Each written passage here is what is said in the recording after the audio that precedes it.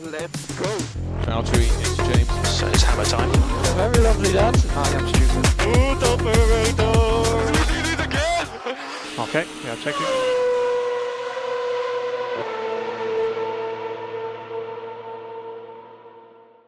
Sezóna 2026 se blíží raketovou rychlostí.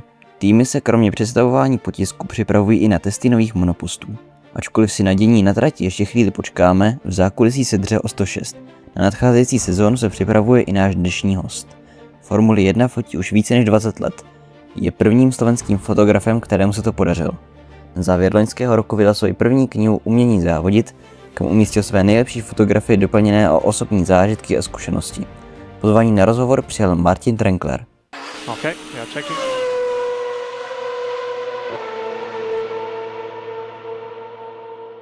Pekný dobrý deň prajem, priatelia. Dobrý den. Dobrý den, já bych začal otázkou vlastně, jak jste se k tomu dostal, protože pokud vím, tak vy jste studoval katedru žurnalistiky na Univerzitě Komenského v Bratislavě 3 semestry, a pak jste se rozhodl přejít na stáž, je to tak? Je to tak, ja som v podstate išiel na žurnalistiku, pretože som si hľadal vysokú školu, kde nie sú prijímačky z matematiky, takže to mi vyšlo celkom prirodzene. Na katedre žurnalistiky som študoval, ako hovoríš, 3 semestre, neukončené dokonca. Mali sme tam predmet fotografia, z toho som skoro vyletel, ale to len za to, že to bol teoreticky nejaký predmet, kde vlastne sa foťak do ruky nám v podstate nedali, ani to nebolo vôbec o fotení. Ale v tej dobe už som komunikoval so svetom Formuly 1 a tak to nejako paralelne vypálilo, že som v podstate na konci toho 3. semestra odišiel do Nemecka na takú tú stáž k známemu fotografovi Formuly 1 Rainerovi Schlegelmilchovi, ktorý sa stal v podstate môjim mentorom, učiteľom, skvelým kamarátom.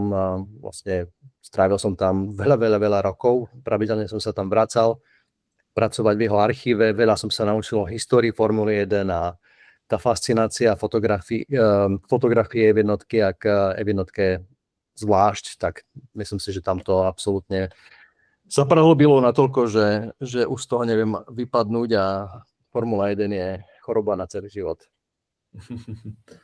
Já bych se rovnou zeptal jenom... Jak vzniklo to rozhodnutí, že se člověk vlastně přesune na stáž? Byl tam nějaký impuls? No impuls bol práve ten, že som vždy chcel fotiť Formulu 1. V podstate od svojich 15 rokov som po ničom inom netúžil, len fotiť Formulu 1. Takže v podstate som si budoval s príchodom internetu nejaké tie kontakty a práve dal som sa dokopy aj s týmito Schlegelmilchovcami, aj s ďalším jedným francúzským legendárnym fotografom Paulom Henrym Caillerom, ktorý takisto sa stal môjim mentorom, takže mal som v podstate to šťastie, že si ma pod palec vzali dve najväčšie legendy vo Formule 1, vo fotografii Formule 1, ktorí ovplyvnili celé generácie fotografov naozaj skvelých, aj takých priemernejších, ako som ja. Vnímáte jako fotograf třeba tu rychlost Formule 1 jinak než my diváci u televizních obrazovek? My vlastně vidíme ten monopost, jak proletí a teďka vy ale musíte nachystat fotoaparát, abyste tu formuli v tom záběru měl. Tak pozerať Formulu 1 v televízii a byť priamo na okruhu sú dve absolútne odlišné veci. A práve to je to, čo som chcel, byť jednoducho blízko tých aut čo najbližšie. A tá fascinácia prišla presne pred 30 rokmi na veľkej cene Maďarska 1996, kedy som donútil rodičov mal zobrať prvýkrát na Formulu 1, to som mal asi 12 alebo 13 rokov, asi 13. Takže vlastne už vtedy som pochopil, že wow, tak stať tak najbližšie k trati, cítiť tie autá, vidieť tú rýchlosť, takto zblízka je naozaj to práve. A naozaj tá práca ve jednotke pri trati nemyslím si, že existuje niečo viac, ako precítiť Formule 1 na rýchlosť, než snažiť sa ju odfotiť práve pri trati čo najlepšie, ako sa len dá. Takže naozaj rozumiem fascinácii mnohých aj mladých, ambicióznych fotografov a novinárov budúcich, ktorí by chceli zažiť Formule 1 práve takto zblízka a byť súčasťou toho kolotoča, vidieť, ako sa píše celá tá história Formule 1 na vlastné oči a každé 2 týždne niekde inde okolo sveta. Samozrejme má to aj svoje úskalia potom, hlavne keď pracujete na voľnej nohe ako ja celý život, takže fotiť niečo, čo vás baví, je jedna vec. A zarobiť si aj na tej cesty, keď si ich platíte sami, a zarobiť si na živobytie, to sú 2 absolútne odlišné veci. Mě by zajímalo, kolik třeba fotek nebo jaký množství času to zabralo dostat se na nějakou solidní úroveň, kdy člověk je dlouhodobě spokojen se svojí prací a není to jenom, že zkouší, jak co funguje. No, spokojný hlavne nemôžeš byť nikdy, lebo v momente, ako začneš byť spokojný so svojou prácou a nemusíš ani fotiť, je to absolútne jedno, či si lekár, alebo si fotograf, alebo kope kanály, to je jedno. Jednoducho musíš chcieť dosiahnuť viac, nesmieš sa uspokojiť s tým, čo si dosiahol doteraz, pretože začneš stagnovať a nikam sa neposunieš. A v podstate ti to potom aj kriví charakter, pretože si jednoducho spokojný s niečím, čo si mohol posunúť niekde ďalej. Máme len jeden život a za ten jeden život, ak si vyberieme nejakú branžu, nejakú prácu, tak by sme ju mali robiť čo najlepšie. A to znamená stále sa učiť. Aj najlepší chirurg sa celý život učí niečo nové. A to isté platí, povedzme, aj vo Formule 1 všeobecne. Či robíte inžiniera, alebo robíte fotografa, stále sa musíte posúvať. Nikdy nemôžete byť spokojní. A tam je tá pokora je strašne dôležitá a tá vás posunie čo najviac dopredu. Takže ja som začal fotiť ešte na diapozitívy. Povedzme, že z každej veľkej ceny som doniesol nejakých 12-13 nafotených filmov. Každý mal 36 záberov. Takže si viete vyrátať asi koľko fotiek človek nafotil za jeden víkend. To isté kvantum dneska nafotím asi za pol hodinu na voľnom tréningu v piatok, čo som vtedy nafotil za celý víkend, takže ten digitál tiež trošku pomohol. No ale v podstate, ale aby som sa k tomu vrátil, ten môj učiteľ Rainer Schlegelmilch, vždy si po tej veľkej cene sadol nad výber mojich, ja neviem, najlepších 30-40 záberov a povedal, toto je dobré, toto je zlé, na toto by si sa mal dívať inak. Jednoducho rozanalyzoval to, skritizoval ma pod holú zem. Ja som vtedy si hovoril, že wow, tak to, čo som si myslel, že je pekná fotka, tak asi nie je. A viem, že mal pravdu. A práve prijímať tú kritiku od človeka, ktorého si môžeš vážiť pre jeho profesionalitu, tak nič lepšie sa vám nemôže stať. Nepotrebujete ani chodiť na tú vysokú školu. Napríklad, čo sa týka fotografie, stačí, keď máte naozaj dobrého učiteľa, ktorý vás všetko naučí. A takisto, keď máte otvorený nejaký obzor a sledovať aj ostatných, čo robia. A povedzme, aj fotím Formule 1, ale snažím sa dívať aj na iné branže, iné odbory fotografie, iných umelcov a od každého niečo prijať a niekam sa posúvať. Takže asi tak. Já bych rovnou navázal tou fotožurnalistikou. Myslíte, že jsme tady na katedře mediálních studií a žurnalistiky Masarykovy univerzity, myslíte, že fotožurnalistika je cesta směrem k Formuli 1 v dnešní době? Ono sa to mení, celá doba sa mení. Povedal by som, že fotografov ako som ja na voľnej nohe, tak tých ubúda rok po roku, nás je naozaj čím ďalej tým menej. Momentálne je trend, kedy všetko valcujú veľké svetové agentúry. Z toho, čo sa týka Formule 1, tak tam je najväčšia agentúra Getty Images. Takže pokiaľ chce niekto aj sa dostať do Formule 1, tak je najlepšie asi to skúšať cez veľké agentúry.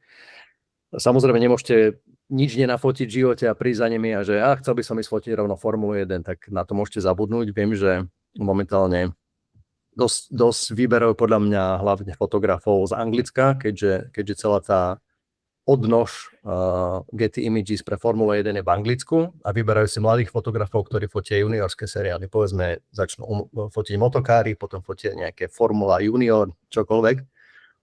A z nich si potom vyberú z tých stoviek chalanov, a dievčat, ktorí to fotia, si vyberú jedného.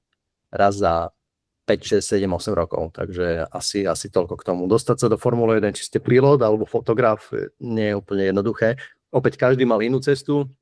Ja som predtým nefotil vôbec nič, v podstate len ako hobby fotograf a zrazu som bol vo Formule 1, pretože to bol jediný môj cieľ a mal som unikátnu cestu práve tým, že som bol jediný blázon, ktorý zo Slovenska, ktorý o niečo také sa snažil.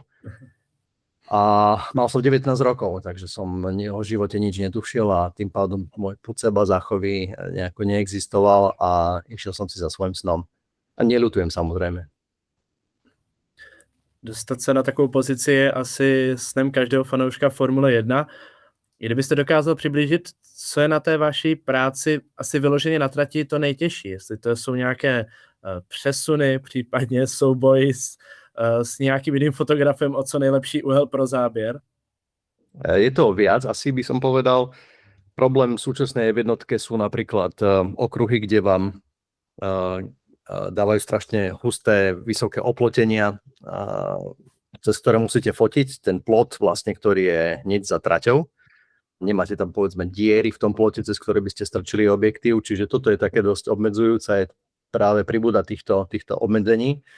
Plus pribúdajú aj zákazy, príkazy, čo je dosť frustrujúce.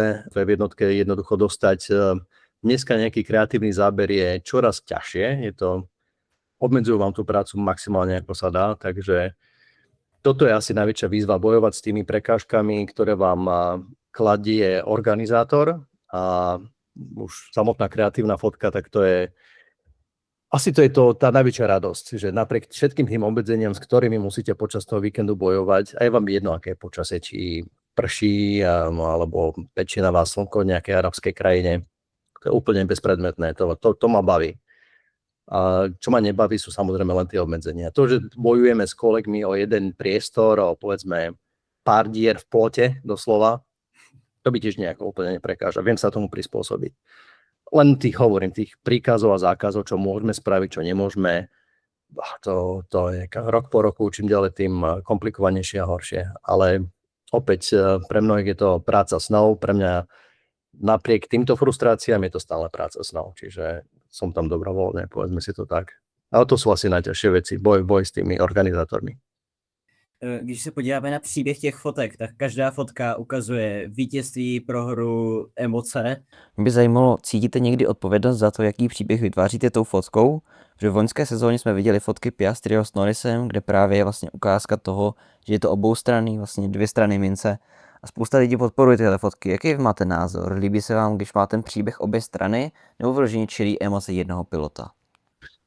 Nafotiť zaujímavé situácie v F1 je tak zložité, komplikované a ako som spomínal, ten boj s tými všetkými prekážkami, že sa snažíte nafotiť všetko, čo vám tá F1 v tej chvíli ponúkne. A hlavne snažíte sa, aspoň môj štýl vždy bol o tom, zachytiť ten pretekársky, ten závodný víkend dokumentárne, to znamená všetko, čo sa tam deje, hlavných aktérov, ich emócie, ich príprava, ich víťazstva alebo prehry, jednoducho všetko, čo sa dá. A to znamená, že aby vám nechybalo nič z toho víkendu a zároveň, aby tie fotografie vyzerali ako od Henryho Cartiera-Bressona, povedzme si to tak, alebo od niekoho z National Geographic, jednoducho čo najkrajšie. Jednoducho sústrediť sa na tú dokumentaristiku, ale čo najvýtvarnejšie, čo najestetickejšie. Každý má svoj štýl, ja som sa nechal inšpirovať spomínanými dvomi fotografmi a pritiahol som do toho niečo svoje. Sú fotografi, ktorí sa orientujú len na tú výtvarnú stránku a kašľú na to, čo sa tam deje v tej jednotke. Potom sú fotografi, ktorí vyslovene fotia len auto v zákrute alebo človeka, ktorý prichádza do zákulisia, pilota. A jednoducho nesústredia sa veľmi na tú estetickú stránku vecí.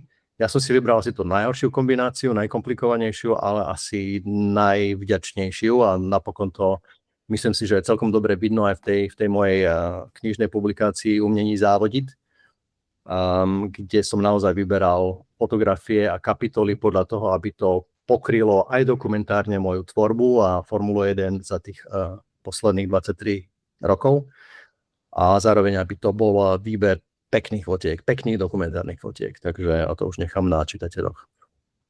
Víme, že těch povedených fotek je hodně, ale zažil jste třeba někdy moment, kdybyste si řekl, tohle je skvělý moment, ten chci zachytit, udělali byste tu fotku a pak byste, když ty fotografie procházíte, třeba jako si řekl, tak to není zrovna tak, jak jsem si představoval. No to je vždy povedal by som, že niekedy sa človek teší z nejakého momentu, z nejakého záberu a s odstupom času sa na to pozriem a poviem si, ale to som mohol spraviť inak.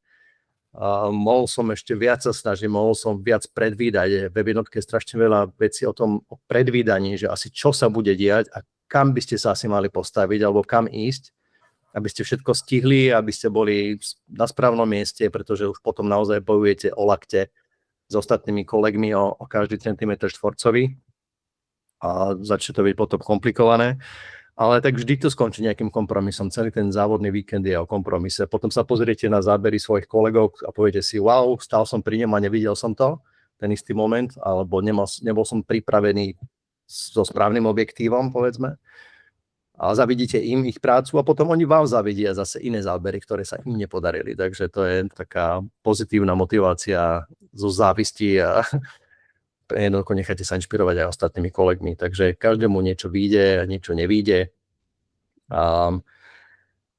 Taká je Formula 1, taký je všeobecný život a svet. To je ako nafotiť nehodu, no tak nafotiť nejakú nehodu na trati je otázka absolútne veľkej náhody, pretože tie nehody sa môžu stávať hocikde a vy nemôžete byť všade.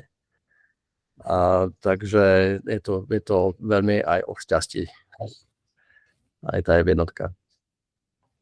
Když se vrátím k té vaší knížní publikaci, tak jak vás napadlo, že zrovna loni zkusíte dát dohromady tuhle knížku? Vy jste zmiňoval, že tam to chcete popsat vlastně dokumentaristicky, tak je to vlastně, řekněme, cesta kariérou?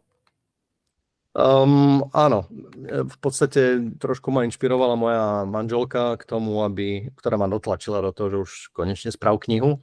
Mal som šťastie, že som oslovil veľké vydavateľstvo, ktoré okamžite povedalo áno, poďme to spraviť, pretože na trhu je strašne veľa kníh o Formule 1, ale všetko sú to preklady zahraničné od zahraničných autorov a toto v podstate bola taká výzva urobiť knihu od slovenského, alebo ja sa stále považujem za československého autora, keďže som sa aj narodil v Československu.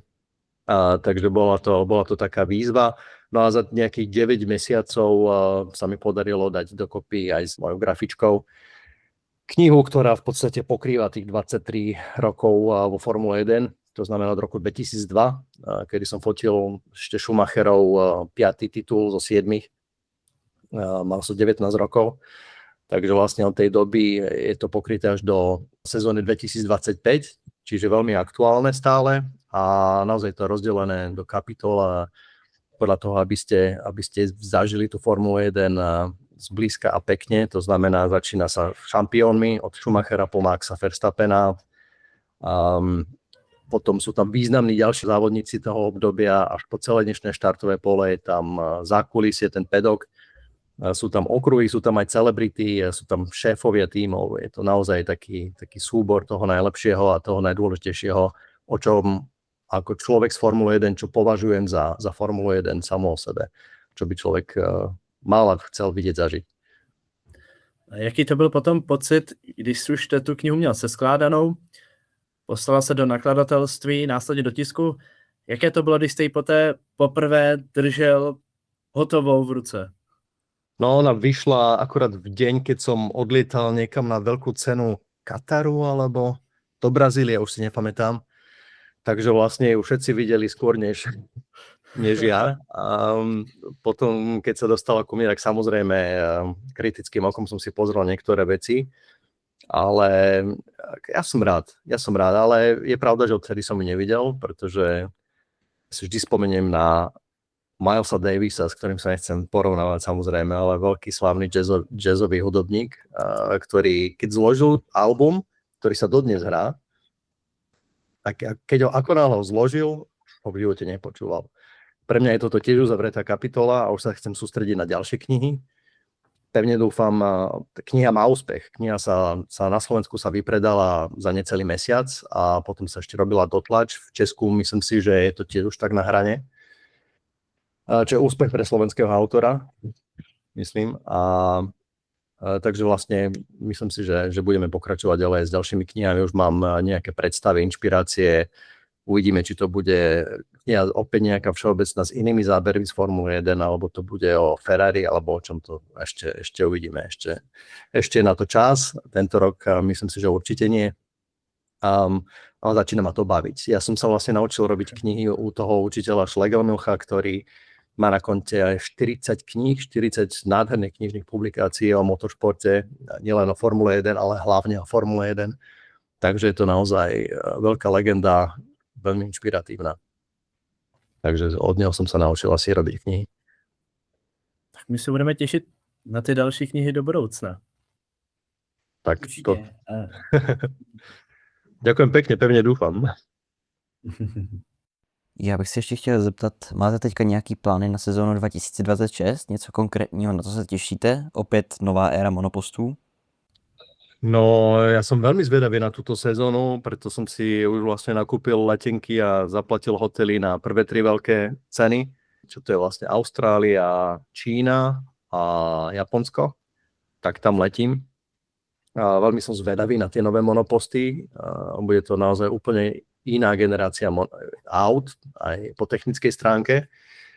Aké bude nové rozloženie síl, každý je na to zvedavý, komu sa podarilo najlepšie spraviť motor, kto najlepšie pochopil tieto pravidlá, čo dokáže geniálny šéf inžinier Adrian Newey s doteraz podpriemerným tímom Aston Martin a tak ďalej a tak ďalej. Je veľmi veľa otázok a Formula 1 fascinuje a láka čoraz viac ľudí, mladých ľudí, mladé generácie, dokonca mladé dievčatá, ktoré možno niektoré nevedia, kto je majster sveta, ale vďaka sociálnym médiám sa zamilovali do niektorých pilotov a jednoducho rastie taká iná generácia, ktorú baví Formula 1. Takže toto je zaujímavé sledovať a môj plán na tento rok je jednoducho robiť zase pekné fotky, navštíviť nie všetky závody, to je príliš drahé a príliš časovo náročné a mám doma rodinu, tak zase nejakých 13-14 závodov bude pre mňa absolútne optimálnych. Tak jo, my vám moc děkujeme, že jste přijal pozvání takhle na rozhovor. Těšíme se na blížící se sezónu a určitě i na vaše fotky a knihy, které v budoucnu vyjdou. Tak ďakujem veľmi pekne aj za tento veľmi milý rozhovor a veľmi, veľmi držím palce aj vo vašich ďalších kariérach.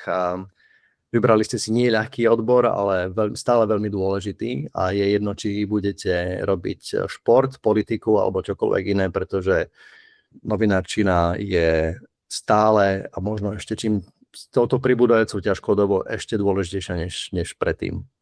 Takže držím veľmi palce. Děkujeme. A děkujeme také vám, posluchačům, že jste si tuto epizodu poslechli. Třeba vám i zkrátí čekání na budoucí sezónu a uslyšíme se zase někdy příště. We are checking.